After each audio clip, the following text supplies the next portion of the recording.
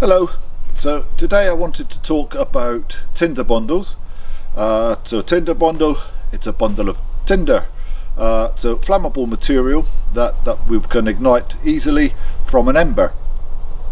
If you think about the various methods of ignition that we could use, so things like a fire piston, a parabolic mirror, traditional flint and steel, these things give us an ember. They don't actually create a flame. So what we need to do is take our ember, put it into a tinder bundle, and then do a little bit of extra work to it. I've got some inner bark of sweet chestnut here that I'm going to use to demonstrate. It could equally be inner bark from lime, from poplar, from western red cedar. It could be cleavers. It could be straightforward hay. What I'm going to do now is just kind of tease it apart a little bit, just to make it as fibrous as I can get it. So I want this material to be nice and fluffy, basically. So I'm just kind of pulling that apart a bit, like so, and then just kind of rough it up. Now, at this point, what I'm going to do is form it into something that is longer than it is across. So I know a lot of people do these more as a bird's nest, so more circular, and that to an extent does make sense, although what I prefer is this more rectangular shape, and I like it for a number of reasons. One is that if I put my ember in here at the top and my fingers are down here, when the thing ignites, it reduces the chance that I might just burn myself. The other is that when this does ignite and I come to put it on the floor, I'm going to put it down upside down, which means that the fuel is basically above the flame. So what I'll do is just create a little hollow here, like that, and that's where my ember is going to sit. Before I demonstrate this, I wanted to mention a couple of things with tinder bundles. First off, in terms of positioning yourself, you want the wind to be on your back. So if I had the wind blowing into my face, as I'm breathing into this, I'm going to be potentially inhaling the smoke. Even more dangerous, I could get the flame blow directly into my face. So I want to make sure the wind is on my back.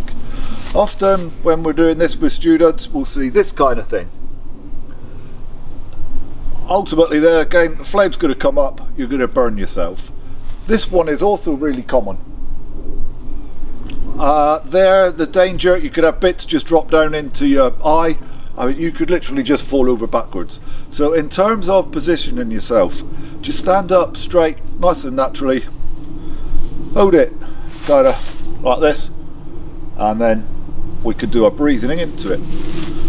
When it comes to breathing into your tinder bundle, the wind has a massive impact. If it was particularly windy, today it isn't, it is really still, so I'm going to have to do all the work myself.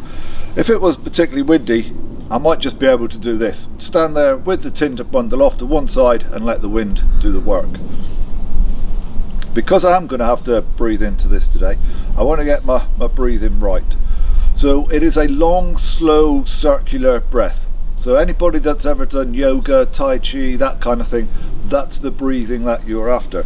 If I try to blow into this the same way I would try to blow out birthday candles, then the same thing is likely to happen. I'm just going to blow my ember straight out again. So it's long, slow breaths into it. This part is really important, guys. Remember to breathe in at least as much as you breathe out, otherwise you'll faint. When it comes to putting this thing on the ground, the simplest way I've found to do it without getting a part of my body over the flame is just to kneel down like so, that I could put the thing upside down on the ground. So very straightforward.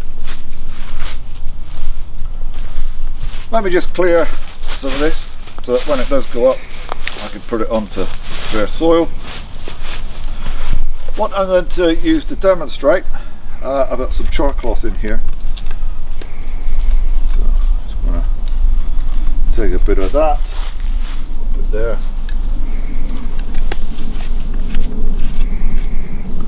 and I'm going to ignite it just with a fire steel.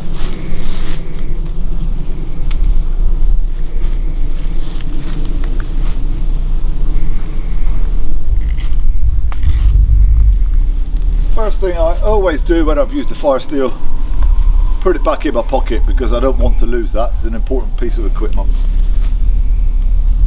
So, got my char cloth. I'm going to pop it into my tinder bundle, and I've just folded the tinder around it so you can barely see the char cloth in there. And now I'm going to start breathing into it.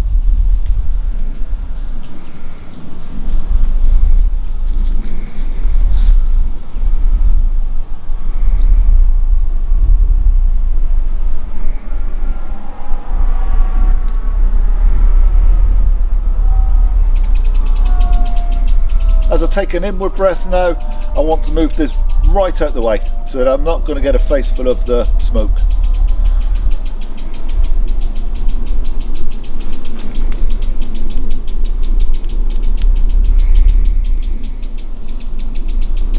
What we can see now is the volume of smoke is building. So this is a good sign. So whilst I sort of started off with fairly gentle breaths, the more smoke you see, the more vigorous you could be with your breathing. Whoops, and it's gone up anyway. So let me just pop this on the floor, upside down.